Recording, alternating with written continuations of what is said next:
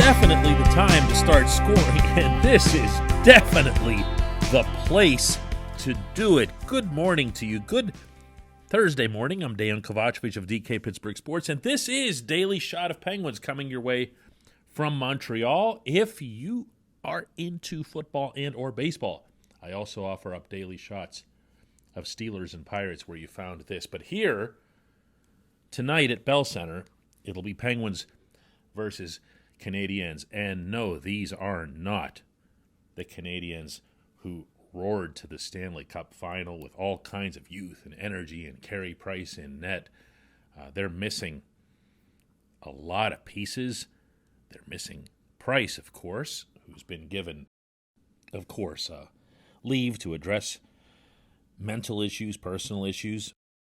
And what's been left behind here is a terrible hockey team. 4-12-2. Habs have allowed 62 goals in 18 games. That's the most goals anybody's given up in the Eastern Conference. Jake Allen in net. It's just a mess.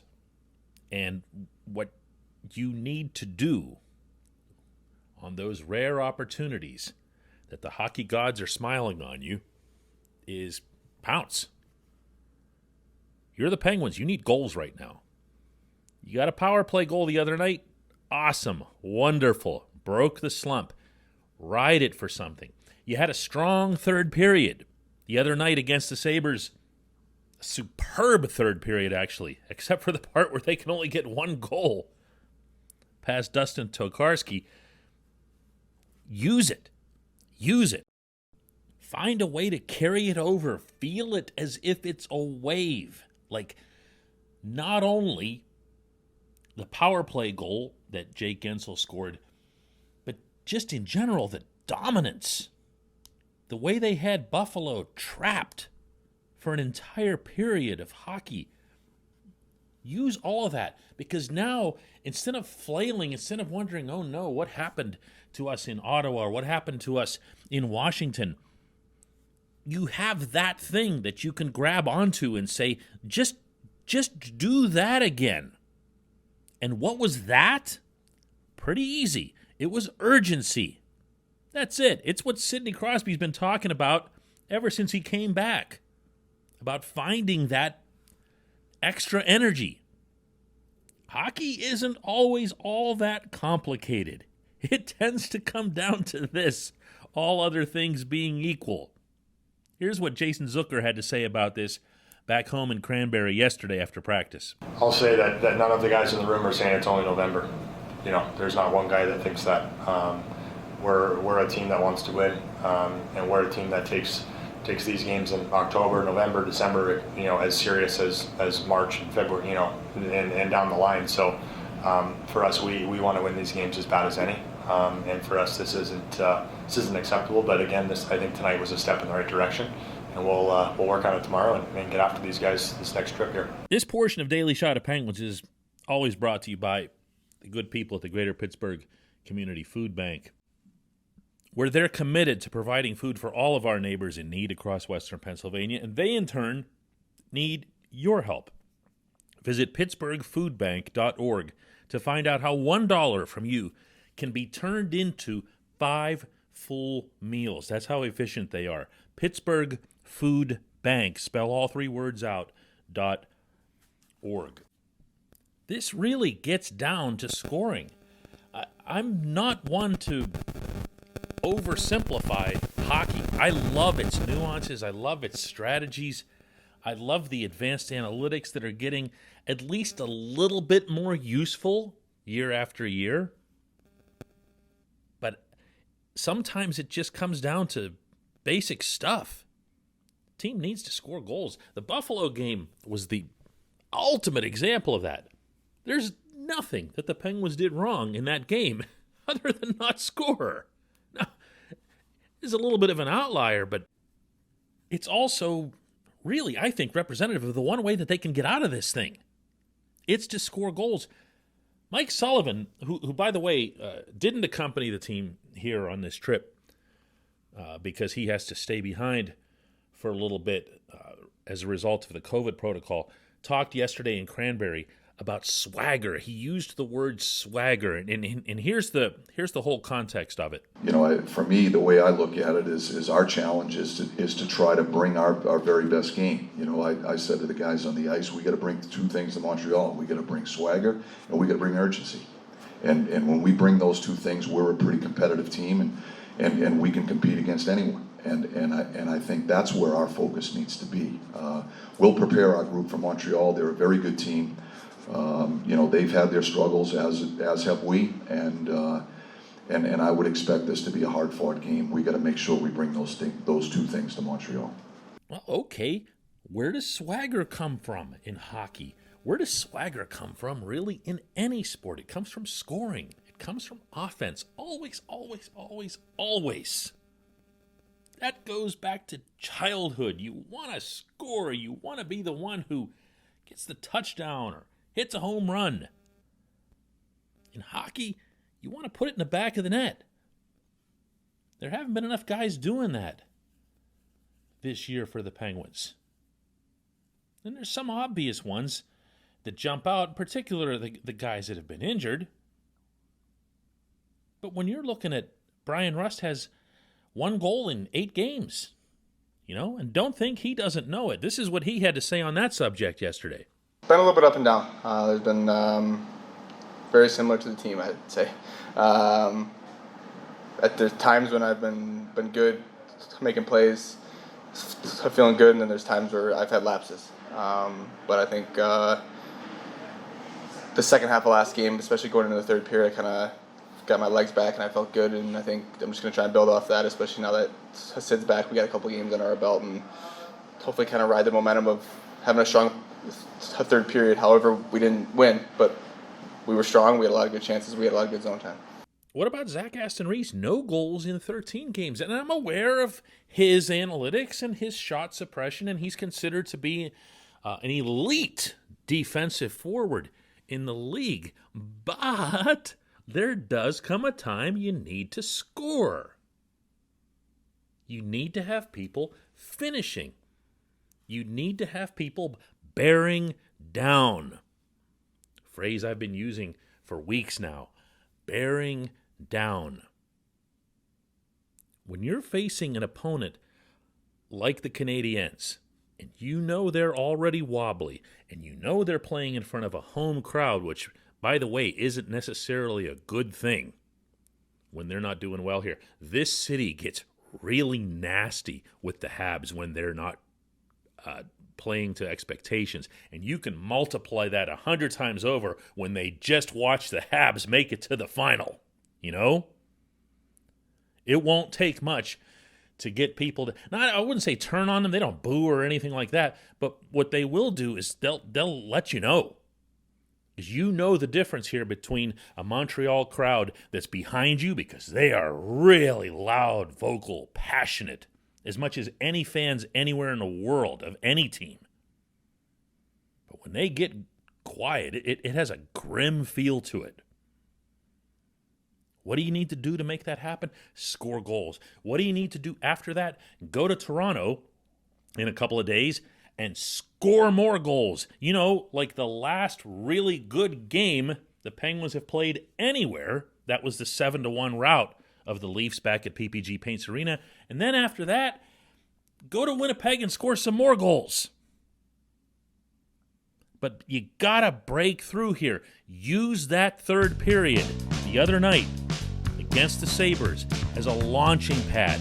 Don't look at it as a negative. Don't look at it as another loss, even though it was that. Use it as liftoff. When we come back, just one question.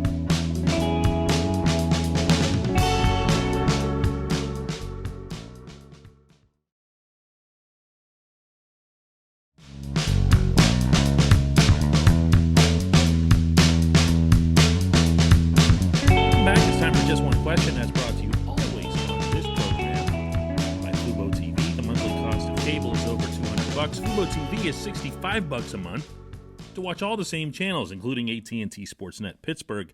And right now, Fubo TV is offering our listeners, a 7-day free trial and 15% off your first month. Just go to FuboTV.com/ DK. The question, RJ1Q, comes from Dave, who asks, I agree this was a great deal, meaning the potential franchise sale for Mario Lemieux and Ron Burkle, but how is it a great deal for the Fenway Sports Group at that price? When Sid is gone, the place will be half empty and the TV ratings will no longer be number one in the league. Makes zero sense from what I see. My opinion is that these new owners will do the right thing and rebuild something the current owners' emotional connection to many players wouldn't allow them to do. Let me throw out something here first, Dave. The deal from the standpoint of the Fenway Sports Group, in terms of the value, the financial value, can't just be seen from the hockey standpoint. When you're acquiring the Penguins, you're acquiring all of their assets. And the Penguins don't own, but they control and hold the development rights to everything still that's across the street on the old Civic Arena property.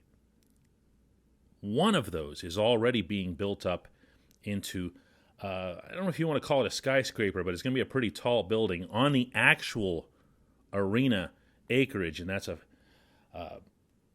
FNB headquarters that's going to be facing downtown. Really nice building, too, by the way. I've seen the drawings. But the entire rest of that property, and it's huge, going all the way up to Crawford Street and the hill, is going to be part of this project.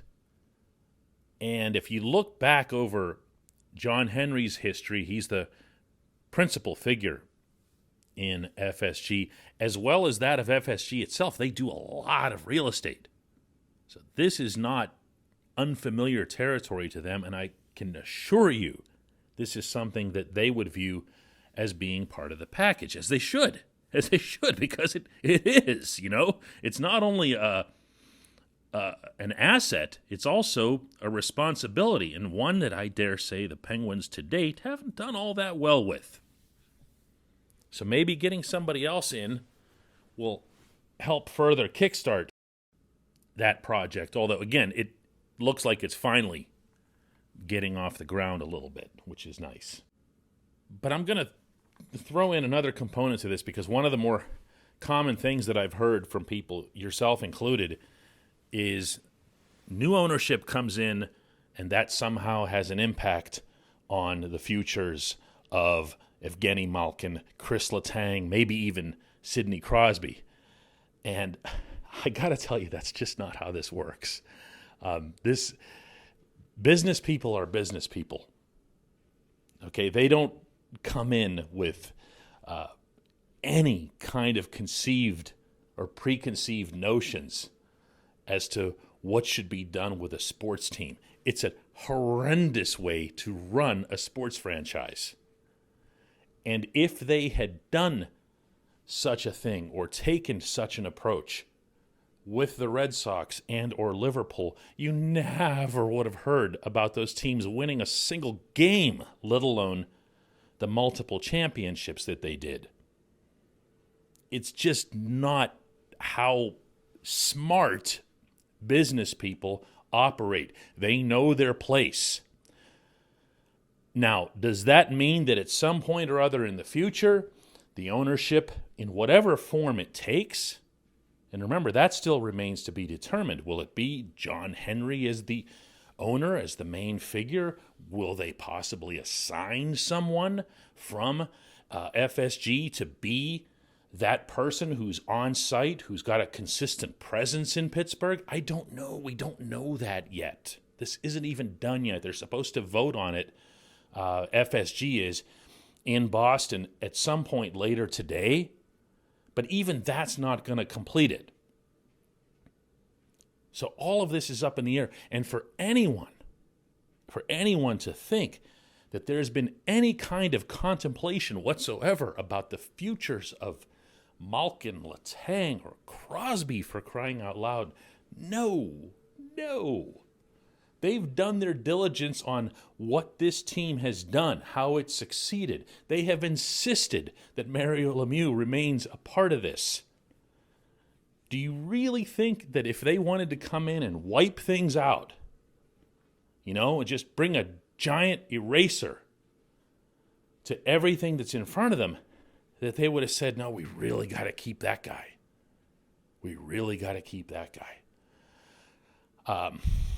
I understand whenever there's a business story in sports, the first feedback that I get is almost always related to actual sports. Well, what does this mean for the team? What does this mean for me as a fan? And the truth is, it doesn't mean all that much. Ownership is there to provide stability, a guiding hand, and when things get lousy, to step in. If you look back over the ownership history of Lemieux and Burkle, that's what you'll find. They offered the support, including financial, that was needed. They stepped in when things weren't going well, made themselves heard with things that they didn't like. But otherwise, you had no idea. You had no idea. You just saw Mario and Natalie up in the owner's box and everything was okay. I think it'll be okay with this too. I appreciate the question. I appreciate everybody listening to Daily Shot of Penguins. Again, it's Penguins versus Habs here in Montreal tonight, and I'll have a report for you right here on Daily Shot of Penguins.